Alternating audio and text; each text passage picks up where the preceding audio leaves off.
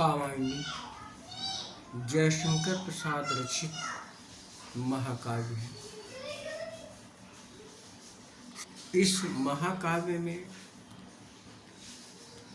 प्रसाद जी ने मन और कामायनी के माध्यम से मानवीय संवेगों का चित्रण करने के साथ उन परिस्थितियों का वर्णन किया है जब देव संस्कृति के विनाश के पश्चात मानवीय संस्कृति का विकास होता है। श्रद्धा मन के शीर्षक से संकलित कामायनी का यह भाग पढ़ें। इसमें उस समय का वर्णन है जब महाप्रलय के पश्चात मनु अकेले हिमालय पर्वत पर बैठे हैं। वे अत्यंत दुखी हैं।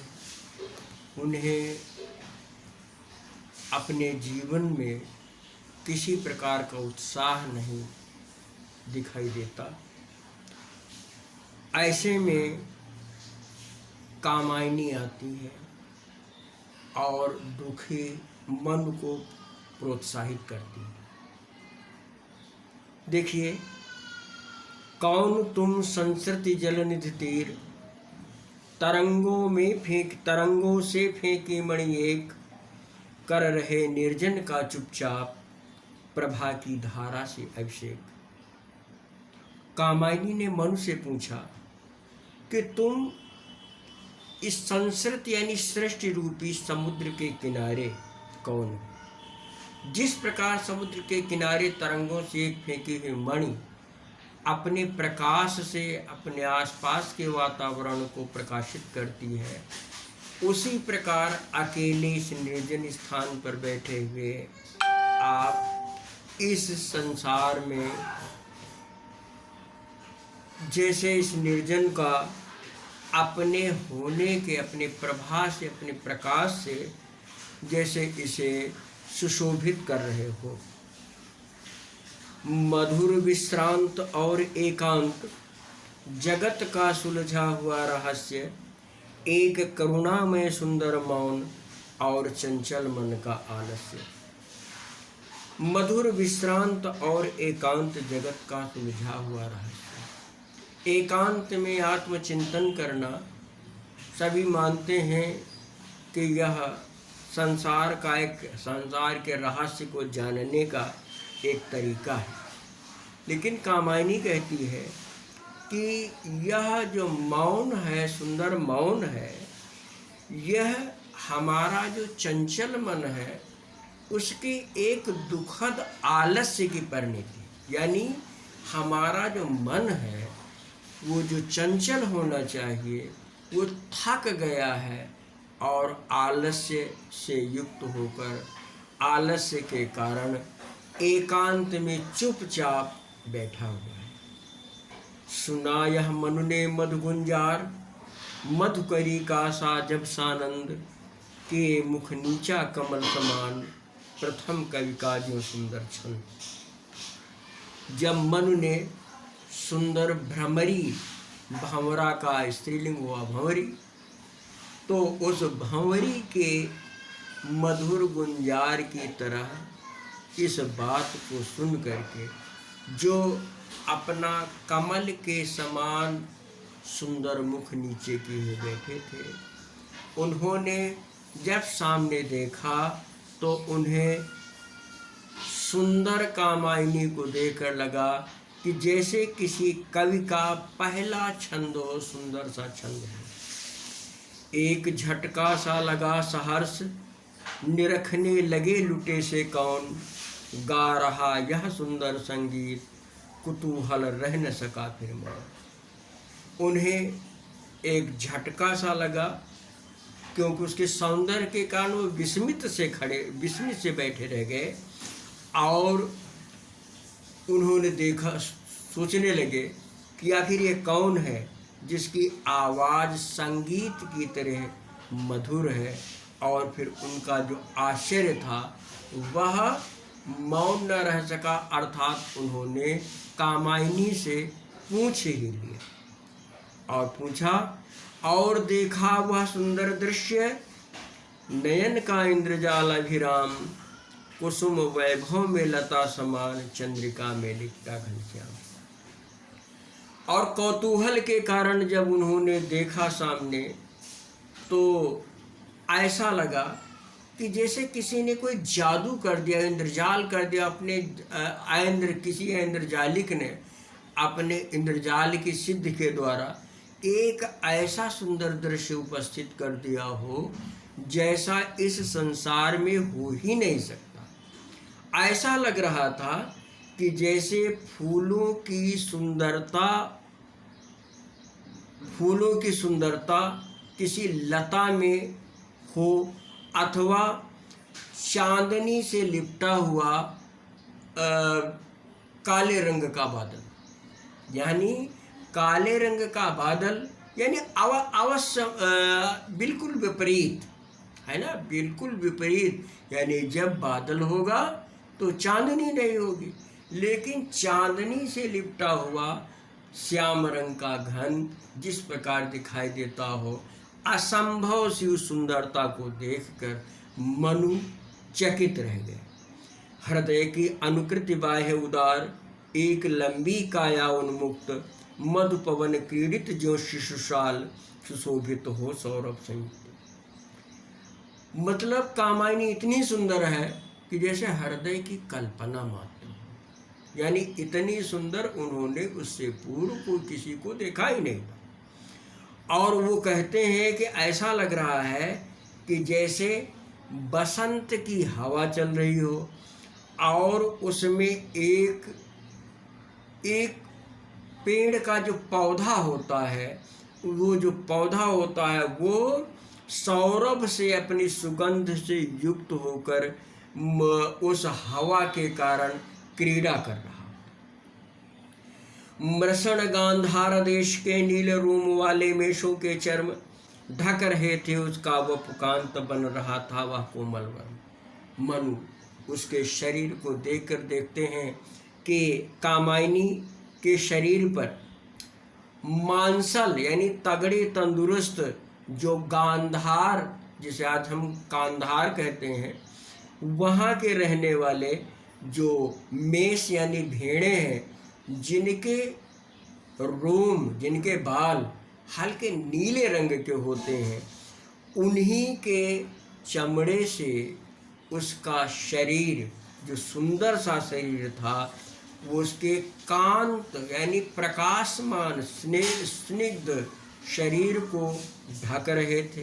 यानी मेष के चमड़े का जो परिधान था वह कामायनी ने पहन रखा था, और इस प्रकार उसका कांति युक्त शरीर जहाँ से निकला हुआ था, जहाँ खुला हुआ था, वह उस ढके हुए शरीर चमड़े के कारण और अधिक आकर्षक लग रहा था।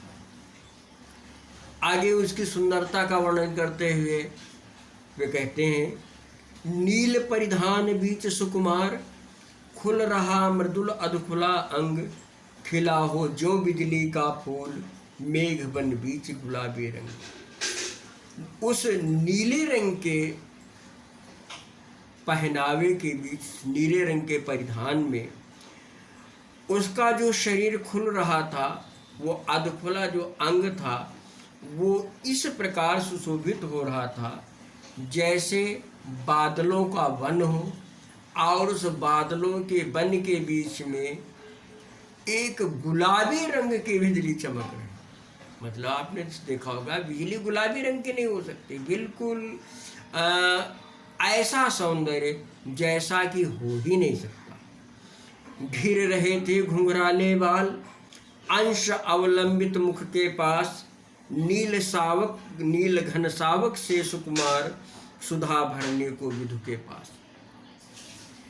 उसके कंधों का सहारा लिए हुए उसके घुंघराले बाल उसके चेहरे के चारों ओर इस प्रकार घिरे हुए थे।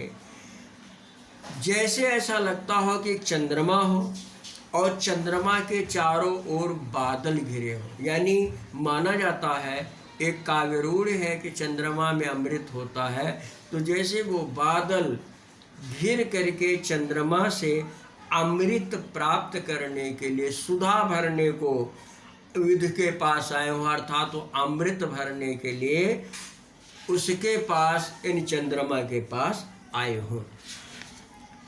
और मुख पर वह मुस्कान, रक्त किसले पर ले विश्राम, अरुण की एक किरण अम्लान, अधिक अलसायु हो अभिराम।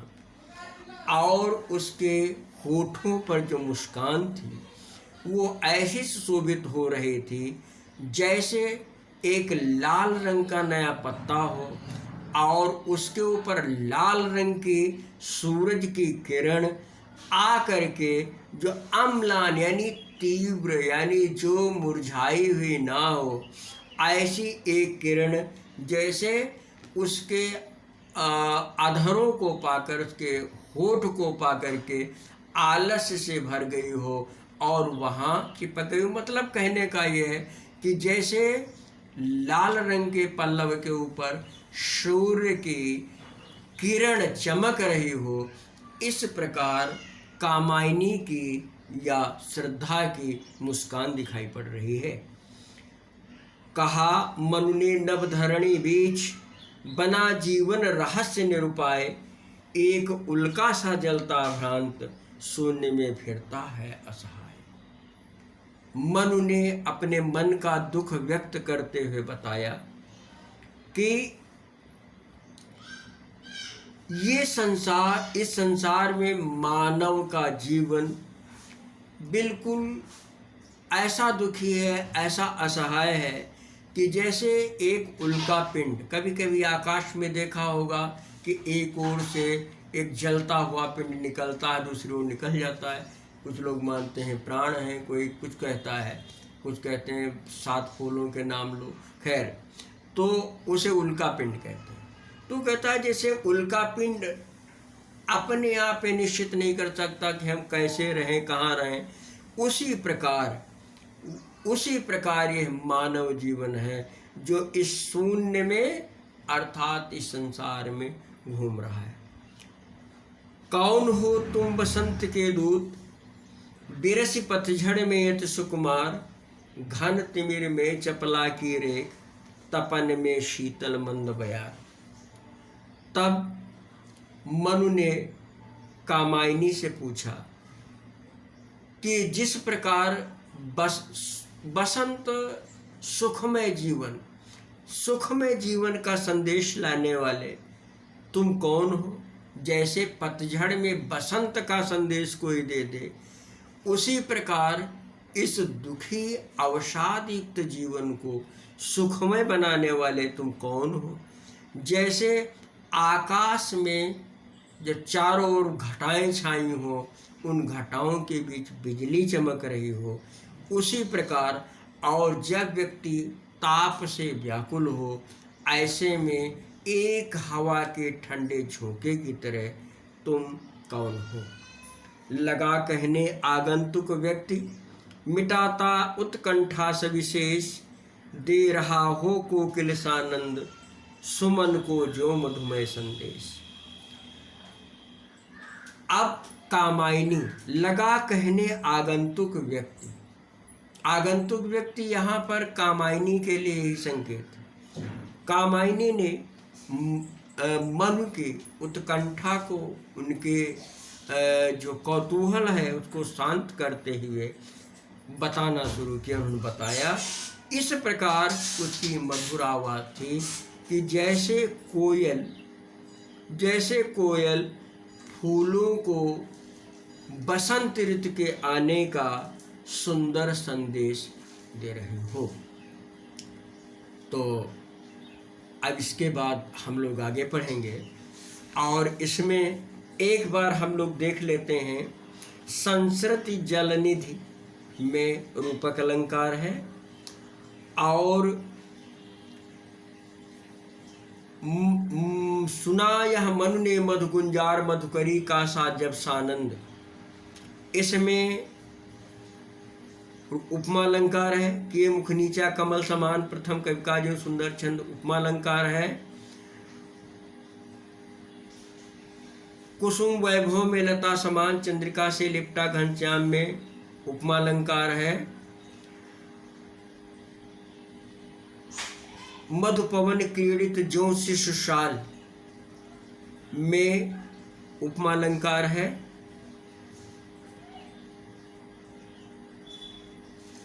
खिला हो जो बिजली का फूल, मेघ बन बीच गुलाबी रंग में उपमा अलंकार है। और नील घन सावक से सुकुमार, सुधा भरने को विधु के पास उपमा अलंकार है। इस प्रकार इसमें उपमा और रूपक अलंकार तथा इसके अलावा स्वाभाविक वर्णन करने के कारण स्वभावोक्ति अलंकार भी है। भाषा कोमलकांत पदावली युक्त संस्कृत निष्ठ साहित्यिक हिंदी है। इसके बाद आगे फिर पढ़ें।